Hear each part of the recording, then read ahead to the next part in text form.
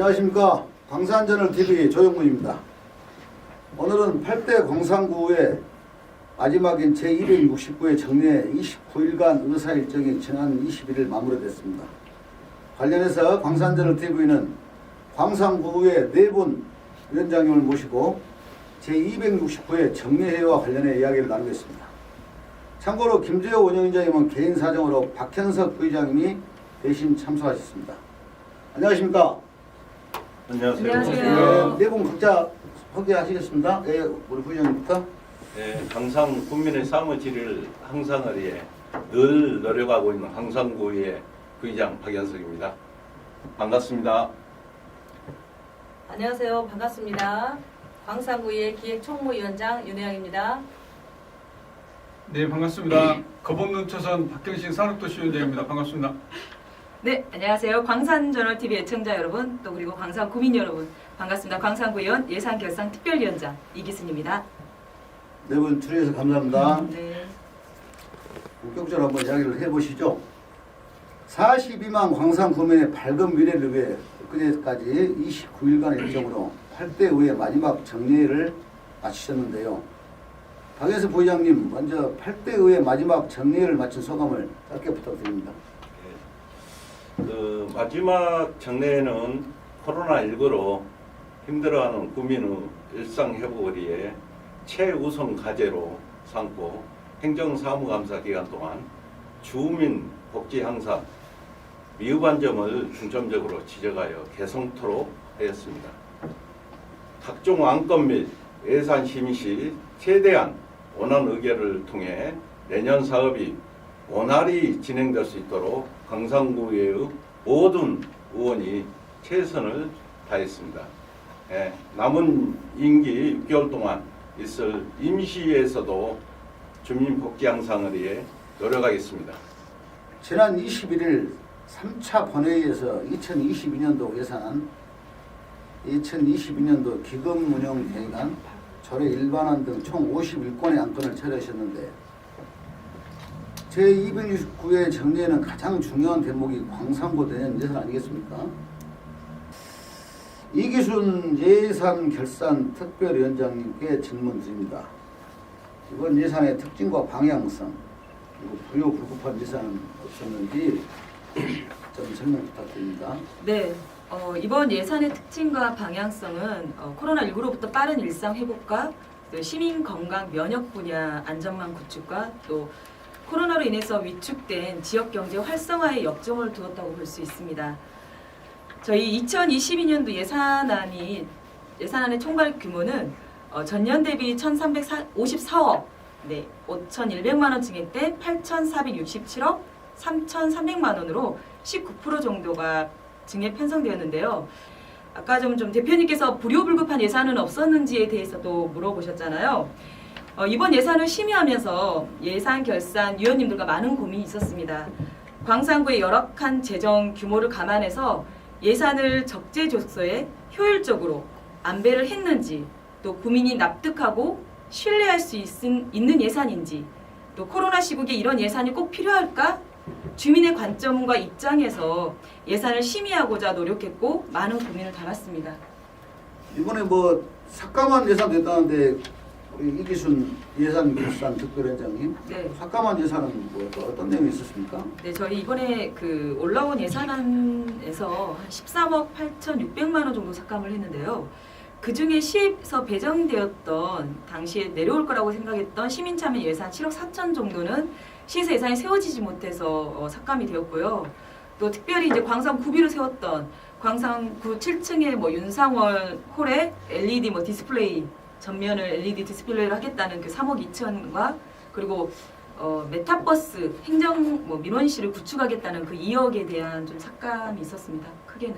네. 그리고 이제 메타버스 행정 안내 시스템 구축은 요즘 메타버스가 또 열풍이잖아요. 그래서 선제적으로 행정이 좀 만들어가는 것도 좋겠다 싶었지만 또 내년에 국가에서 2조 원의 예산을 또 내려요. 네. 그렇게 많이 내리면 그중에서 전액 국비로 2억을 부담하는 것보다 국가 예산에서 좀 더 외부 보조를 받아서 하는 게 맞다 싶어서도 그 부분도 삭감이 되었고요. 살림꾼이시군요. 네네. 잘하셨습니다. 네. 다음 질문 이어가겠습니다. 의회 정례의 꽃은 뭐니 해도 행정사무감사 아니겠습니까? 이번 행정사무감사에서 특별한 내용은 없고 평이했다는 평가도 있어요. 평이했다는 평가도 있는데 박연석 부의장님이 총평을 간단하게 좀 해주시죠. 예. 올해 행정사무감사는 지난 11월 28일부터 시작했어요. 12월 7일까지 9일간 위원회별로 구정 전반과 예산 집행 실태 파악을 하고 개선점을 도출해 효율적인 행정 대안을 제시하는데 그 중점을 두고 진행했습니다. 박경신 산업도시위원장님 행정사무감사 끝나고 강평도 하셨는데 특별히 소개할 만한 내용 있으십니까? 네. 저희 8대 광산구의 의원들이 마지막 대법원 행정사무감사입니다. 마무리하는 마지막 행정사무감사에서 강평을 의원님들이 해주셨는데 저희 상임위원회에서 우리 산업도시 의원님들의 그 구정 발전이나 주민들을 위한 마음을 잘 알 수 있었습니다. 소개를 해드리겠습니다. 행정사무감사에서는 어떻게 보면 유례 없는 코로나19 상황이 지속되면서 광산구 사업들이 많이 취소가 되거나 연기되었거든요. 그래서 광산구가 나아갈 방향을 제시하고 함께 고민하였습니다. 광산구 주민들을 위한 적극 행정을 주문하였고요. 그다음에 기득권층보다는 소외계층을 배려해달라는 주문을 하였습니다. 시민과 광산구 행정의 신뢰 회복이 중요하다는 의견 또한 있었고요. 부서 간의 협업이 필요하고 세부 사업 추진 사항에서 책임 부서장의 역량 강화를 통한 신뢰받는 행정을 주문을 하였습니다. 이상입니다. 아이고 잘하셨습니다. 우리 윤혜영 기획총무위원장님 행정사무감사와 관련해서 특별히 기억나는 거나 에피소드가 있었습니까? 저희가 이제 서류감사 때 부청 7층에서 하지 않습니까? 그렇죠. 네, 7층에서 하는데 이 방역 지침으로 인하여 이 칸막이를 많이 하잖아요. 예. 그래서 서로 간에 소통을 할 수가 없는 거예요. 아. 네, 그래서 굉장히 힘들었다. 예. 왜냐하면 옆으로 와서 이야기를 정말 듣고 싶은데 또 그러면 방역 지침에 좀 어긋난 일인 것 같고 여기 사장님 서로 인상만 쓰고 네 그래요 이렇게 제스처를 좀 쓰면서 하는 것이 굉장히 좀 에피소드였다. 그리고 저도 중간중간에 기획실장님에게도 계속 자문했죠. 이거 이 방법밖에 없는지 하고 정말 이렇게 구멍을 뚫어준다면 참 좋을 텐데 그것도 방역 지침에 안 맞는 이야기인 것 같고 그래서 정말 코로나19 이 상황에서 행정사무감사, 서류검사 특히 할 때 좀 힘들었다라는 말씀을 좀 전달드리고 싶습니다. 우리가 한 번도 살아보지 않은 생활 살고 있는데 네네네. 우리 지금 오늘 저 대담은 철저한 방역 수칙을 지키고 또 코로나 예방 백신 맞으신 분들 확인해서 지금 촬영하고 네. 있으니까 우려하지 마시고요. 네. 이기순 예산결산특별위원장님도 산업도시위원으로 이번에 행정사무감사 참여하셨는데 광산구 공직자들의 수감 태도나 자료 제출 등 작년과 비교하면 어떻습니까? 네, 작년과 비교했을 때 그리고 일반적으로 뭐 그렇게 크게 차이가 난 것은 없었고요. 네, 늘 이렇게 공직자로서 행정사무감사 때 자료 제출이나 뭐 수감 태도는 최선을 다해서 해주셨다고 보지만 일부 또 어떤 의원님들은 또 자료를 요청했을 때 또 그 자료에 대한 설명을 듣고 싶었을 때 담당 과장님이 자리에 안 계신다거나 또 자료 요구를 했는데 그 해당되는 업체한테 대표가 전화 와서 협박을 한다거나 그런 일도 좀 있었습니다. 네. 의원들의 어떤 행정사무감사는 고유 권한인데 누구도 관여해서 안 될 내용인데 그런 것 업체에서까지 관여했다는 것은 크게 잘못된 것이죠. 그것은 어떤 방법이든 시정을 시켜야 된다고 생각합니다. 항상 일부가 문제죠. 이기순 그렇죠. 위원장님. 네, 근데 맞습니다. 일부가 몇 명인지 모르겠는데 그 일부가 항상 어느 가나 문제입니다. 다음은 32년 만에 전면 개정된 지방자치법이 내년 1월 14일부터 시행 예정입니다. 운영위원장인 김재호 의원이 나와서 전면 설명해 주셔야 되는데 개인 사정으로 박현석 부의장님이 대신 참석하셨어요.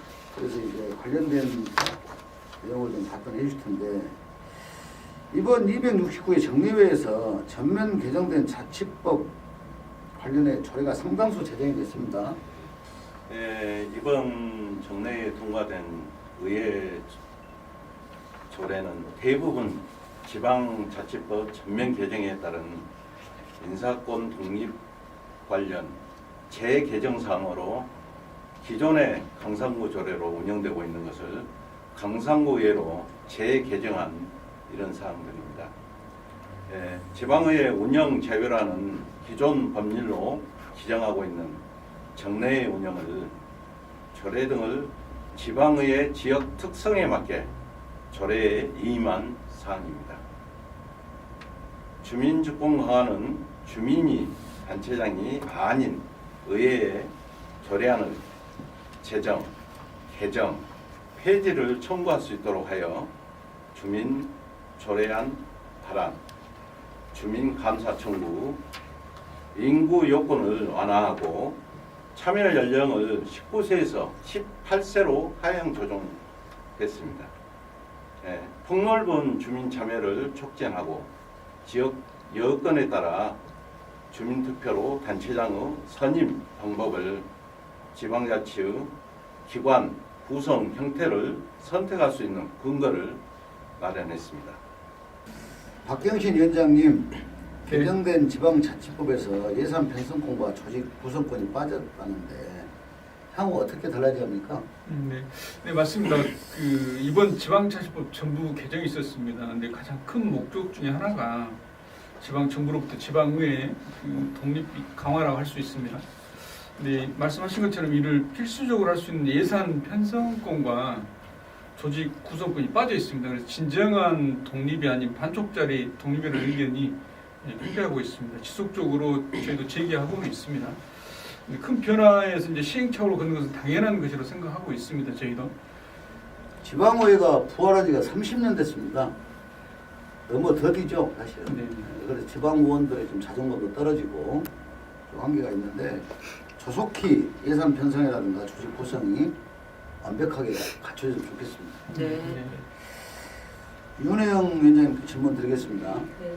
정책 지원관 제도가 도입된다고 하는데 의정활동에 도움이 많이 되겠습니까? 네, 의정활동에 도움이 참 많이 될 것 같습니다. 사실은 저희들이 이제 4년 마지막 4년 차인데요. 의정활동을 하다 보면 정말 보좌관이라기보다는 지원이 굉장히 필요할 때가 많습니다. 특히 예를 들어서 저희들이 조례를 제정한다든지 그런 거는 큰 별 문제는 좀 없는데요. 나머지 이제 구정질이나 또 5분 발언이나 간담회를 했을 때 사실 필요한 인력이 좀 필요하더라고요. 물론 의원은 다양한 일을 해야 되겠지만 그게 맞습니다. 사실은 또 우리 정책 지원관도 좀 전문성 있는 또 이렇게 좀 습득을 해서 좀 지원하는 그런 제도가 된다면 얼마나 좋을까 하는 기대를 많이 하고 있습니다. 이기순 위원장님, 네.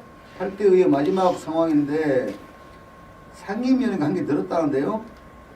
어떻게 생각하시는지요? 명칭과 기능에 대해서도 좀 말씀해 주시죠. 네, 상임위 증설 부분에 대해서 저희가 전반기 때, 후반기 때 많은 논의가 있었습니다. 그래서 이번에 마지막 저희가 이제 마무리를 하면서 상임위 증설에 대해서 같이 논의를 확정을 지었거든요. 내년 9대 때 7월 1일부터 2002 7월 1일부터 시행이 되는데 상임위원회가 지금 행정자치위원회하고 그다음 경제복지위원회, 그다음 시민안전위원회로 3개로 나눠집니다. 이게 나눠지면은 아마 지금 현재 의원 수로는 6명 이렇게 배분이 되겠죠. 그러면 이제 지금 현재 주민들의 욕구는 상당히 많이 다양해졌고 또 주민들의 대표하는 의원들도 좀 더 상임위원회에서 상임위를 살필 때 좀 면밀하게 또 세심하게 의정활동을 할 수 있지 않을까 하는 기대감도 좀 있습니다. 네. 감사합니다. 오늘 참석해 주셔서 감사하고 의견 잘 들었습니다. 지방자치법 개정으로 지방의회 기능이 많이 강화됐어요. 강화된 기능만큼 책임감도 커질 것으로 봅니다.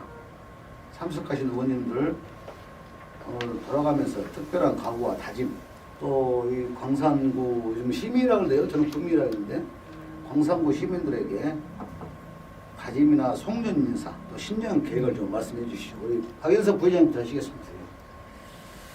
네, 내년 그 1월부터 지방자치법 개정으로 의회 인사권 독립 시행이 의회의 전문성을 강화하고 집행부 견제 감시가 더욱 강화되고 의회의 이상이 더욱 커져서 책임감을 느끼게 됩니다. 네. 주민의 기대에 부응하는 의원이 되기에 부단히 노력하겠습니다. 2022년 이민년 검은 호랑이 해로 범처럼 회호하고 힘차게 도약하는 한 해 되시길 기원합니다. 우리 윤영 위원장님. 네.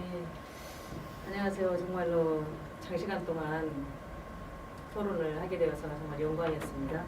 정말 2021년 한 해를 생각하면 코로나밖에 생각이 안 납니다. 코로나19로 인해서 정말 주민들과 정말 가깝게 하지 못했던 한 해였던 것 같습니다. 내년은 2022년은 정말 이 코로나로부터 해방이 돼서 주민들과 소통하며 함께 잘 사는 우리 광산구 또 시민들과 함께 온정을 나누는 그런 한 해가 되기를 정말 기대하고 정말 희망해 봅니다. 아무쪼록 건강하시고 행복한 날 맞이하시기를 기대하겠습니다. 고맙습니다. 경신 위원장님. 네, 다사다난했던 2021년 한 해가 저물어가고 있습니다. 우리 광산구 주민들 한 해 동안 너무 고생하셨고요. 2022년 이민년 새해는 뜻하시는 모든 일들이 이루어지길 바라겠습니다. 저 또한 2022년도 9대 때 다시 의회에 입성한다면 우리 광산구민의 어떤 여가 문화, 그다음에 광산구의 문화와 역사를 좀 더 발전시키고 싶고요. 풍영정천을 좀 더 워라밸 시대에 맞게끔 꽃길은 물론이고 그 워킹 할 수 있는 명품 풍영정천으로 만들어 나갈 계획입니다. 그리고 많은 반려동물 놀이터와 그다음에 공원을 활성화시켜서 우리 광산 구민들 편안하게 안정된 삶을 더욱 살아갈 수 있도록 많은 노력을 하겠습니다. 고맙습니다. 이기순 위원장님 말씀해 주시죠. 네, 의정활동 4년을 하고 있는 시점인데요. 의정활동 4년 내내 저의 의정활동 키워드는 주민 자치력 강화였습니다. 어떻게 하면 주민들이 행정과 정치에 더 관심을 갖고 주체적으로서 이렇게 활동하고 주체로서 성장할 수 있을지에 대한 고민을 많이 담았고, 그렇게 좀 주민들이 주체로 성장할 수 있도록 장을 마련하는 데 목적을 많이 두고 열심히 뛰었습니다. 여러모로 많이 부족했지만 또 주민들 덕분에 많이 성장했고 주민들 덕분에 더 빛이 났던 임기 4년이었습니다. 올해 코로나 때문에 다들 많이 힘드셨을 거라고 생각합니다. 한 해 동안 잘 살아오시느라고 너무 애쓰셨고요.